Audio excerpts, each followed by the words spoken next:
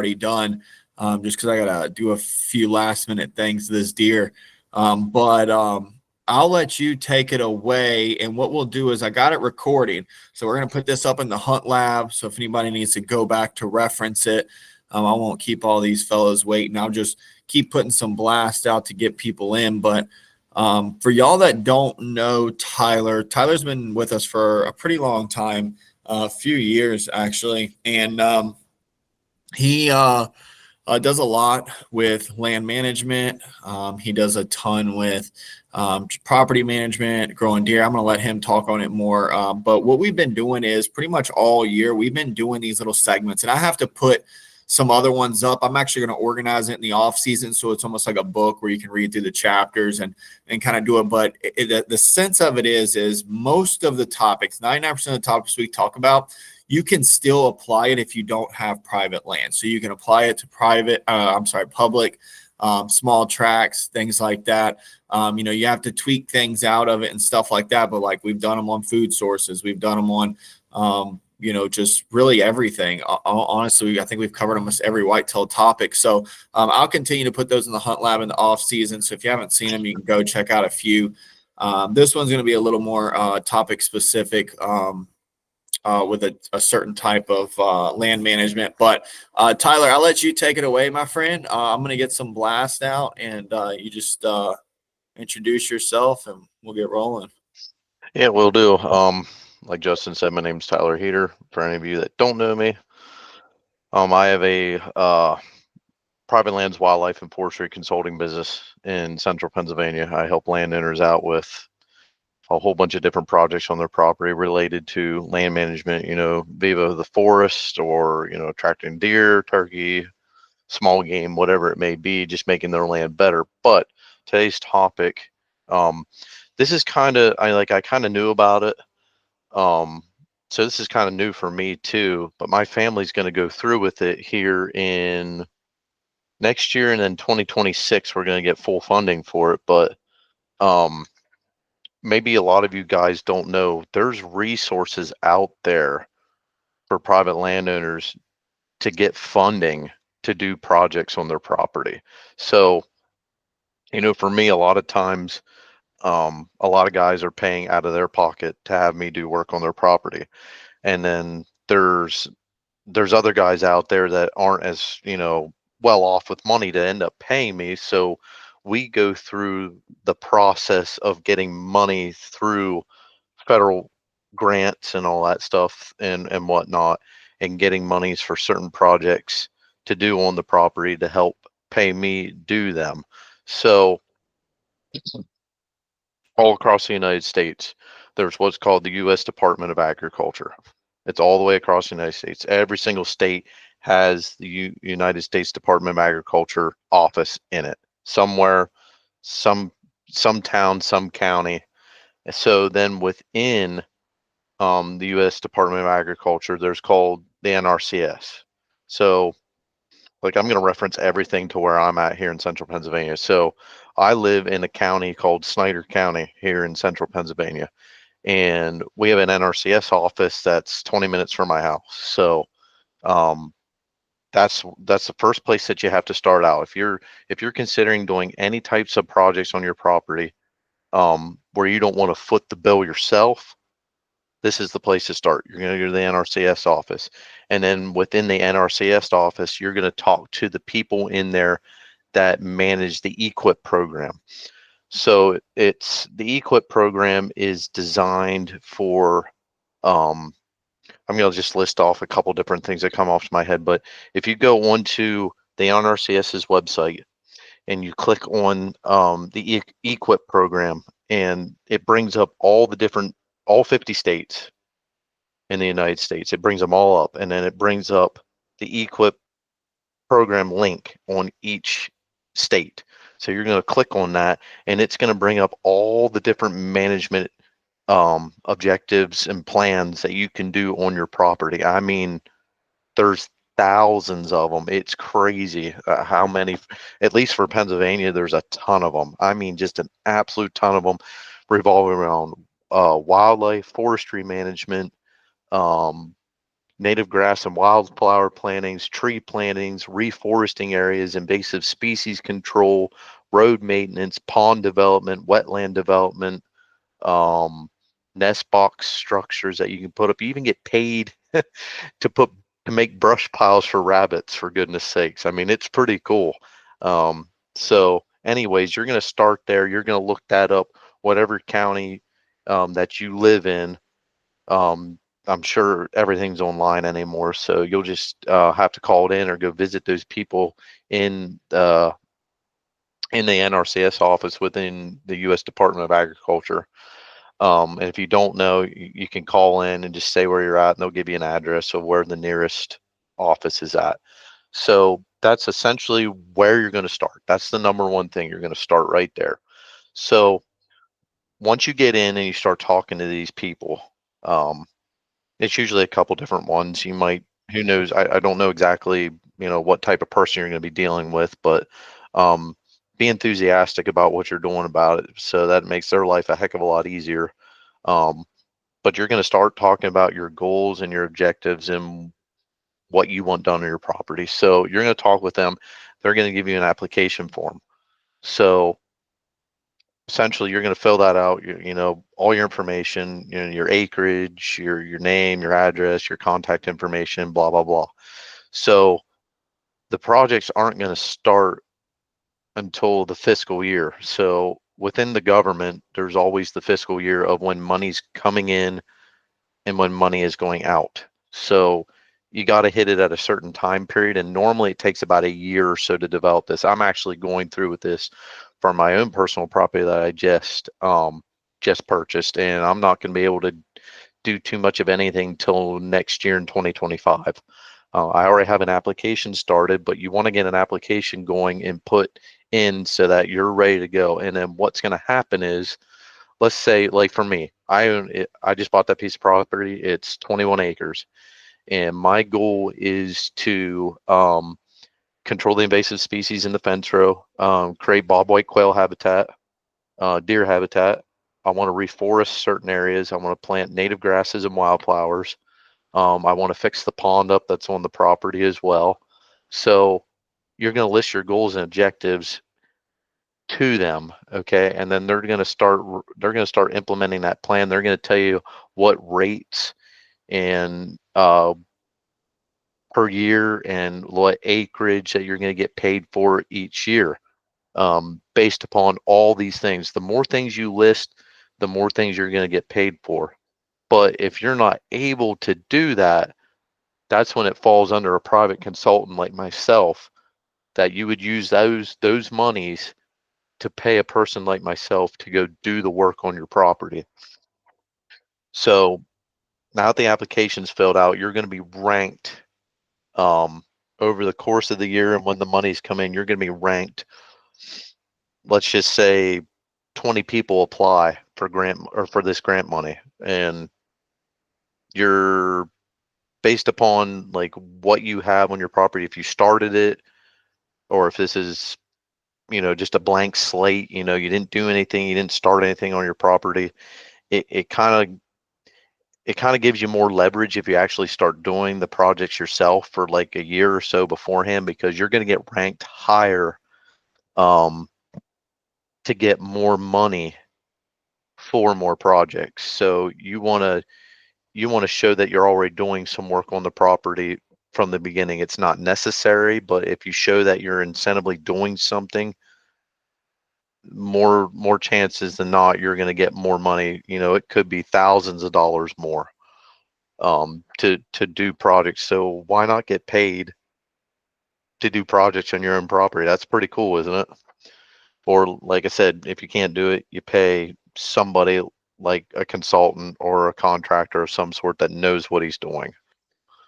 So yeah, obviously I just talked about like your goals and objectives for the property. Like obviously like mine's geared towards wildlife and recreational opportunities. And I mean, like I said, the list goes on and on and on. Like I plan on putting a barn up and fence up, for cattle one day. Well, underneath this equip program, now this is a little bit off of wildlife management, but I can list that and I can get paid to put in the fence, per foot. I think it's like $4 or $5 per foot that I'll get paid to put that fence in. Well, that's going to help compensate me putting that fence up. So, definitely big things there for that for sure. So once that's all done, the application's done, you're talking about your goals and your objectives for the property. They're going to start creating, um, a plan for you. So once that all starts up, they're going to actually come out to the property with you, and they're going to implement this plan with you. Um, and then for like myself, NRCS actually wants me to become a TSP, which is a technical service provider. So I can get certified through them to go help you, and I can help you write up that plan. And then I get a certain percentage of the money that is giving to you to pay myself to write up the plan. So there's many different ways, but there's guys out there that have their own private businesses that are TSPs, and TSPs are listed under the NRCS's website through the equip program, and they will actually go out and help you develop the plan. They'll type it all up on their computer, they'll print it out, and they'll send it to you, or send it to you via email, whatever it is, so that you know exactly what you're doing within that plan. So like within my plan, I have roughly about 8 to 10 acres of agricultural fields that I want to revert back to either some of it in forest, or B, some of it in native grasses and wildflowers again, because my goals are to restore bobwhite quail populations where I'm at. I know me and my wife get some bobwhite quail every single year, not this past year, unfortunately, with having our little girl um, born here in March, and what a blessing she is, but it kind of set back the whole bobwhite quail management aspect of things. But we have quail that are actually coming back each year, that are surviving from when we release them. So my goal is to create better um, grassland and forbs habitat for these quail. And once you start getting more excited about that, and you start talking about that, they said to me then that they're actually going to send out a Pheasants Forever biologist to work with me yet too. So there's more opportunity there yet too, other than the equip program. So the more excited you are and the more enthusiastic you are about doing this, the more chances are that you can end up getting some real awesome professionals to work with you to make your land extremely attractive to wildlife. So that's that. So so me, or there's another person out there or whatever, that's going to help create that plan for you, and then they're going to give it to you, and you're going to have to implement that plan, or like I said, you're going to have to hire somebody with that money to do the work for you. So let me back up a little bit here too. So I know, for instance, that the gentleman that's going to be doing my family's management plan here next year, he actually helped do a plan for a guy.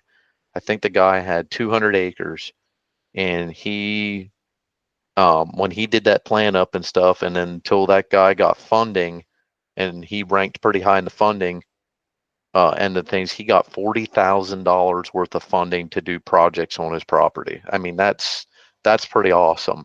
So, like I said, that money can go towards paying you to do projects, or it can go to somebody else to do the projects if you're too busy to implement them. But I'm going to tell you guys this first, though. You'll be awarded, depending what it is, whatever management practices that you're doing, you're going to be awarded that half of that money up front right away. And then the other half of the money is going to come after the contract is over and after all the management practices have been done. So I'm going to get to that here. Um, so they're creating plan, you're implementing the plan, you get 50% down right off the get-go. This isn't all the time, but for some instances you'll get half down. And for others, like I said, I'm learning about it too as well, but some things you get paid by the acre. So I know with me, I'm going to get paid, I don't know exactly what it is. It's a couple hundred couple $100 to a little over $1,000 an acre that I'll get paid on my property to have native grasses and wildflowers planted for wildlife each year. So let's just say, for instance, it's $1,000 an acre and I plant 10 acres of native grasses and wildflowers. I'm going to get paid $10,000 a year to have that in wildlife habitat. That's pretty freaking awesome, isn't it? But I have to be constantly managing that to get that money each year. So in an instance, you might want to think like maybe you're renting your land out to a farmer. You might want to think about going away from the farming aspect of it and implementing these practices on your land because you're going to get paid more and you're going to create better wildlife habitat, better recreation opportunities for your family or for yourself for hunting purposes. So, like I said, you're going to get paid or you're going to pay someone else to do the management practices. So, after that's all said and done and whatnot, you're going to have an option through Equip to have a 3-year contract or a 5-year contract. So I can't say there's kind of like a hitch to it in a way, but there kind of is. You're going to be locked in for 3 to 5 years, and within that 3 to 5 years, somebody from NRCS is going to go out and check on the projects that you're doing and make sure that you are doing them so that they can award you that money. You'll be sent a check then based upon the goals and objectives that you're doing and getting them done. So it honestly depends on how big of a property that you have. And my suggestion is to you guys, if you go through all this, you're going to want to do a 5-year contract because that gives you a longer time to get projects done. So um, I know with my family has 500 acres of mountain ground here in central Pennsylvania, and we're going to be doing a lot of forest stand improvement projects on the property and planting native grasses and wildflowers. We're going to be getting equipment in to clear some junk timber areas and reverting it back to native grasses and wildflowers, tree plantings, the whole 9 yards. And that can't really be accomplished in 3 years. That's a pretty tight schedule, you know. Um, So we're looking more at the 5-year plan, the 5-year contract. My father is, and we'll be doing the projects on the property now. Now that I have my business, my dad's going to be paying me through that money to be doing projects on the property, which is even cooler yet. Like, how can you complain about work on your own property and get paid to do it? So it's a win-win. It's extra income for you guys, based upon your other jobs yet too. So remember that as well. You're making money and you're improving your property drastically. So, yeah, I covered the 3 to 5 years. So, okay. Um, the last thing I have here, I knew this was kind of going to be a little short thing, but I wanted to leave a lot of time for questions here at the end. And since we're already on it's somewhat of a tight schedule here anyways, trying to wrap this up around 8. Um, you're actually going to, based upon, now this is what I was told um, by the people in the NRCS office. After everything is implemented and you go through a 3 or 5 year contract and you're at the end of your contract, let's say it's 5 years, right? You're at the end and you got paid all this money and blah, blah, blah. You have a chance to renew those contracts again. So you guys could do it for 3 to 5 years and then you could be done. Then there's no strings attached. You're done. You could walk away from it. You're done. You don't have to do it again. But I was also told that after 3 to 5 years, I can renew that contract for 3 to 5 more years, and I can keep doing that for as long as I live if I want to. Or you guys could do the same thing. And if you do that, they got to go in and evaluate your property and see, okay, well, he's got this, and this done. Everything's looking good. So then you're going to talk about new management practices to do that were a little bit different than what they prescribed the first time around for those 3 to 5 years. So that gives you something new to do constantly all the time. And once they renew that 3 to 5 year contract, you're going to obviously get paid again. You're already in the system. So that's kind of pretty much everything in a nutshell. I know that was a little short, but I kind of wanted to have time to discuss things with you guys if you had any questions, and I know I had to wrap this up here around 8 for Justin's sake, for him to get some stuff done. But hopefully everybody understood that, but I think it's a pretty simple process, and it's extra income for you as well, since this is taxable. Unfortunately, it is taxable. But yeah, so it gives you something to do in your property, and you get paid to do it. So why not do it? And the big thing right now that they're pushing for, through the equip program, is a lot of pollinator habitat right now, because unfortunately, I know this isn't a species that you can hunt. Maybe you guys don't even care. But monarch butterflies are in decline across the United States. And so they're really pushing for the pollinator habitat aspect of it, which is only going to help small game populations. It's going to create good deer bedding. It's going to create good spots for turkeys to nest and hatch little ones too as well. So it's more of a benefit, to everything else doing that. So they're really pushing that, and they're really offering up some really good payouts for that too. So just food for thought. So if anybody has any questions, just let her rip here.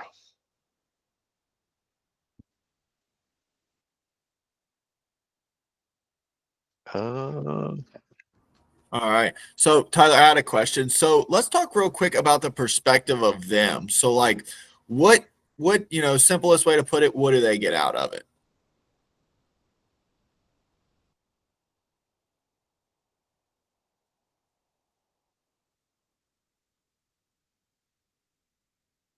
Mm.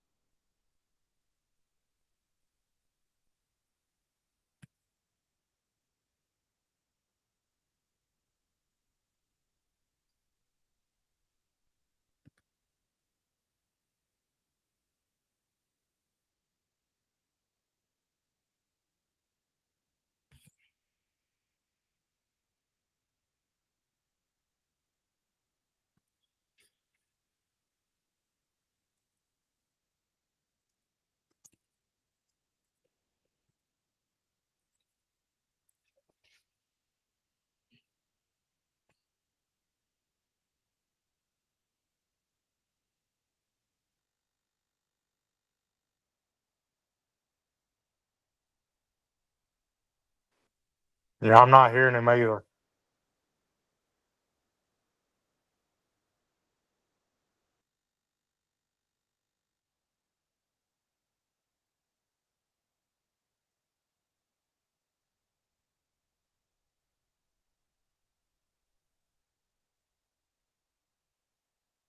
I think we lost you, Tyler.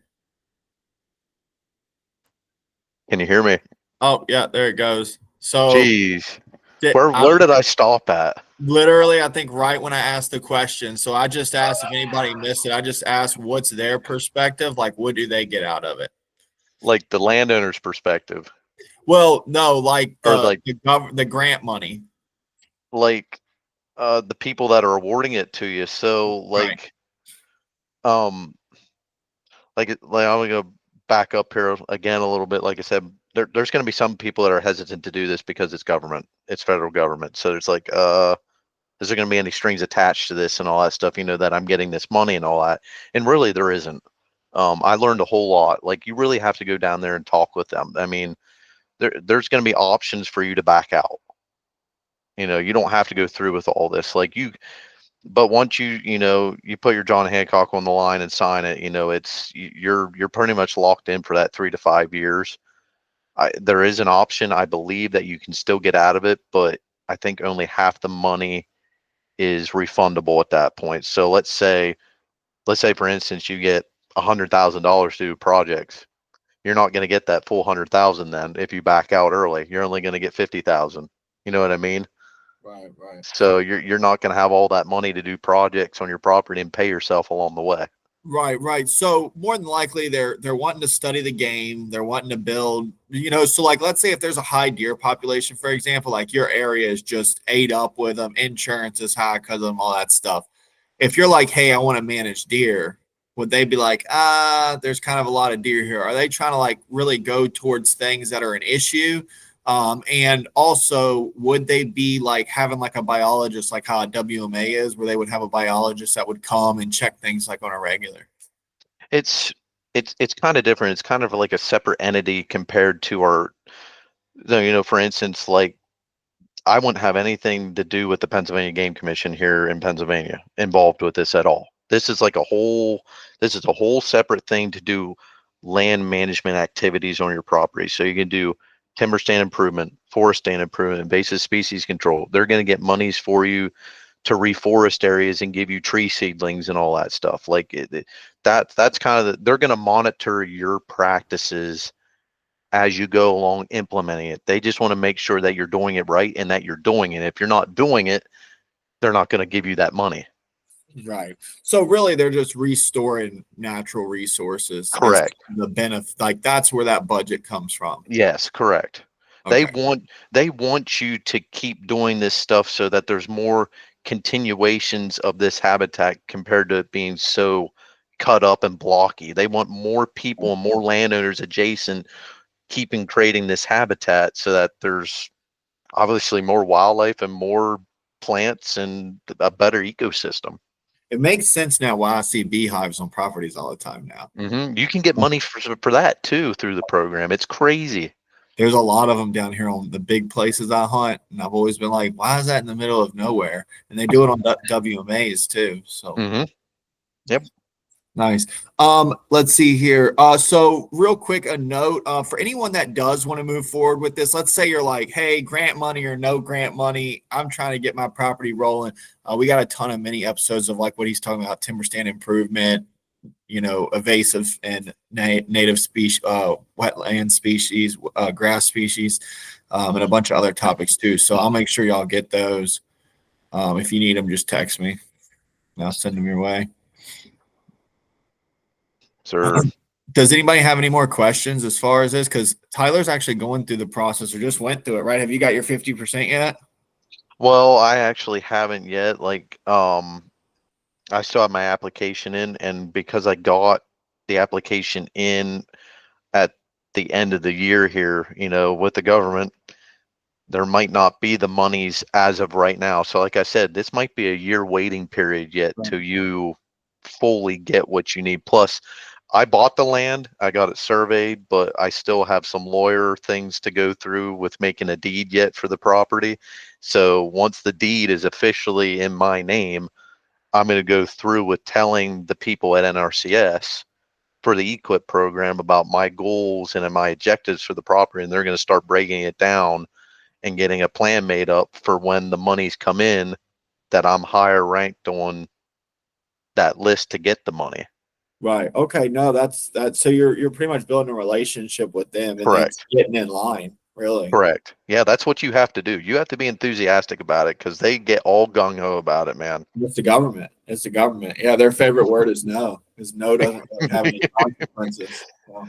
But I was hesitant too at the fact because my dad was the guinea pig essentially, and really they're good people. They really want the best for you. And I did ask them questions like, okay, like what is there any strings attached here and all this stuff? And they're like, no, there really isn't for this type of stuff. Obviously, you're going to be taxed on this money that you get because it's the government, obviously. But anyways, it's still extra income. It might even be more than having somebody rent your land for farming at this point, and you're restoring, native ecosystems for better hunting opportunities.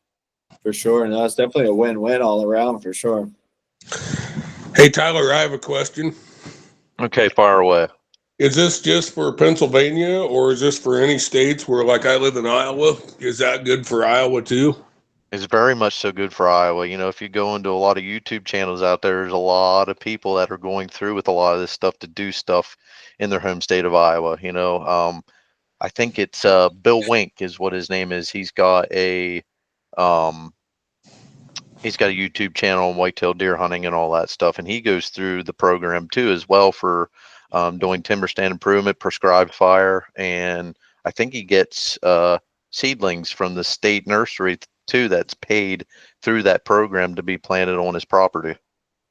Okay. Well, the only other question I have is the timber that we have leased is in the forestry program. So I wonder Okay. how that would work. Well, depending on if it's enrolled in another program, I don't know. I don't know if some things overlap or not, but they might. So you might have, how do I want to say, you might have certain leeway within that you might be able to manage it a little differently based upon the equips guidelines within that. All right. I'll check into that. Yeah, like I said, you got to build up a relationship and talk to these people. You know, they're pretty much so good people. They want you to do the right thing on your property, or whatever property that you're hunting or whatever, leasing or whatever. So, you know, it just depends. You know, every situation's different.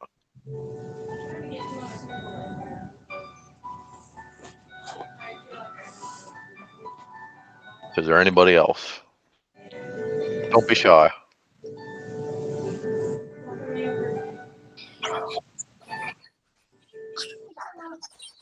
Hey guys, I do have some questions, but I got a cranky baby, so I'm gonna try and get your contact information to ask you them later so I don't ruin this sound stuff. Oh yeah, no problem, man. Just hit me up on Facebook. Okay, I will.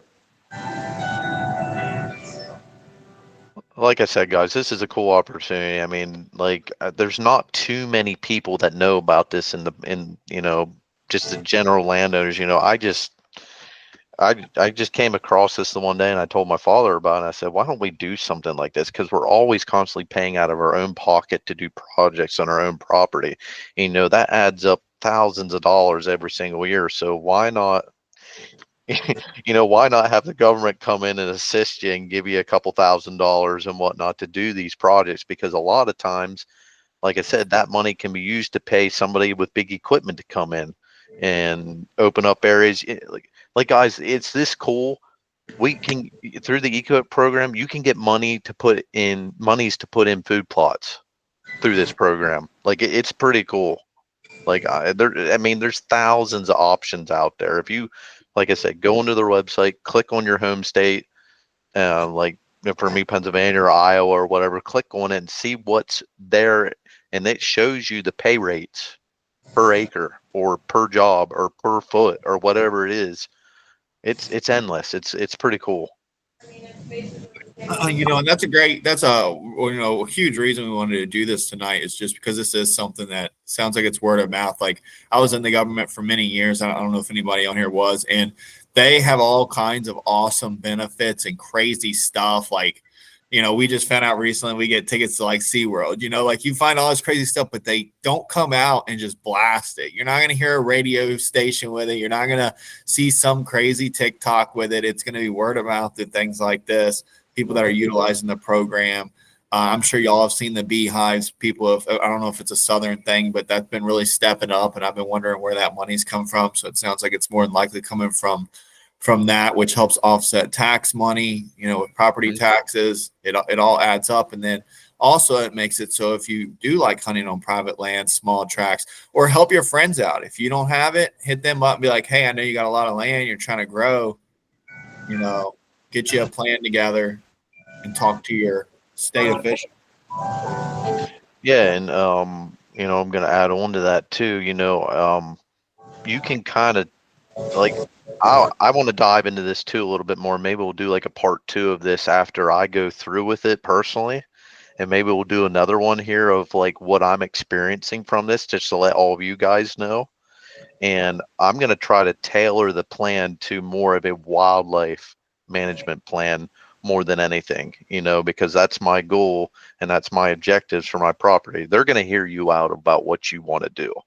So, and maybe we'll do a part 2 of this later on next year when it's rolling, and I'll give you guys, you know, feedback on everything and what's going on here. Nice. Well, does anybody have any more questions for Tyler here for this one?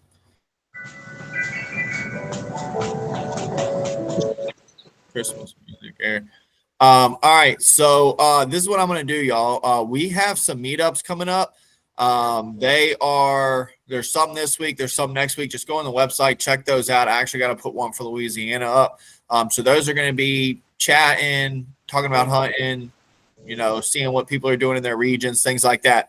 With these specific episodes, I'm going to get those together before the end of the year. I've already started putting them together, and I'm going to have them in order. That way y'all can go through. If you need to start from the beginning, can look at the basics of land management all the way up to what we're doing right now, where you're getting grant money, trying to get grant money to help you fix your properties or your leases or whatever. Think outside the box with stuff like this. If you got a lease, look at it like this. Tell the person that owns the lease about it. Like, chat with them. Absolutely. Relationship. You don't think they're going to try to hook you up in some way, and you get to hunt there. Put a stipulation in. Hey, don't kick me off the lease if I hook you up with this and you get it. You can easily compromise and come up with things. So definitely think outside the box. You don't have to own hundreds of acres to do this. I'm already going to tell my uncle about it. I'm going to tell my other uncle about it. We have property that we have for bobwhite quail also. So I've already got a ton of government stuff like hunting bobcats and foxes year round. I can do that on my property. Bunch of different things that I've gotten to experience. And it was all like word of mouth. I never seen it on the government website. Well, I can tell you this, if you go look on the different management practices that you can do and get paid for, pest management is one of them. Nice. I'm telling you, you can do some awesome stuff you never thought of and get paid to do it. Yep. That's awesome, man. Definitely look into it. Well, if nobody has any other questions, then I think we're good then. I knew it was going to be short and sweet, and it pretty much is. You just pretty much have to go out there and experience it for yourself and create a relationship with these people, guys. Just don't think you know everything. Go in and just let them explain the process to you. When y'all go back and listen to like any webinars we've done or you jump on meetups, it always circles back to the same stuff of building relationships. You'll hear that all the time, and it sounds so simple, but people don't do it. People don't do it, and then they miss out. I couldn't tell you how many hunting opportunities I have through building relationships. So build those strong relationships with people, get the properties to where you want to be, and we'll try to help you out along the way. Yeah, go out there and check out the other webinars that me and Justin have done, and they're pretty awesome stuff. There's some pretty good information out there. So awesome. Well, Tyler, I appreciate it, man. Y'all check out those meetups coming up, and we'll get some more stuff for the beginning of the year set up. Me and Tyler will get together. And as we come into seasons, we'll just start talking about seasonal. So I think last year we did trapping, we did predator hunting, always all kinds of stuff. There's something all year going on. So, oh, dude, there's a whole bunch of stuff dealing with land management. It never ends. never ending. Nice, man. All right, y'all. We'll see y'all in the next one. All right. See you guys.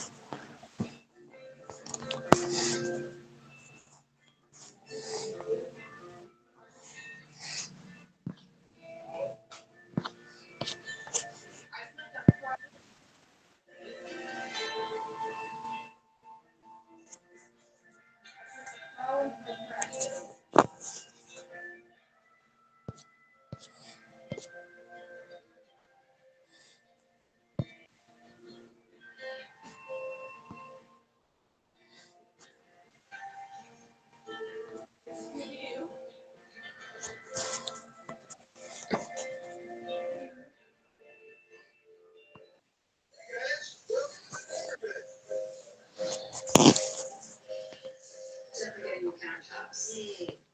But we need shades right now. I don't know. By now, the overtime. Affirm. If you have advanced prostate cancer, you know all about perseverance. You believed in your team, even when it hurt. You met the challenge piece by piece. You didn't quit then. Don't start now. If you've had hormonal and chemotherapy, ask your doctor about Pluvicto, a different type of treatment for PSMA-positive metastatic prostate cancer that targets PSMA-positive cancer cells so you can be you for longer. And that's no small victory. Pluvicto involves contact with radiation.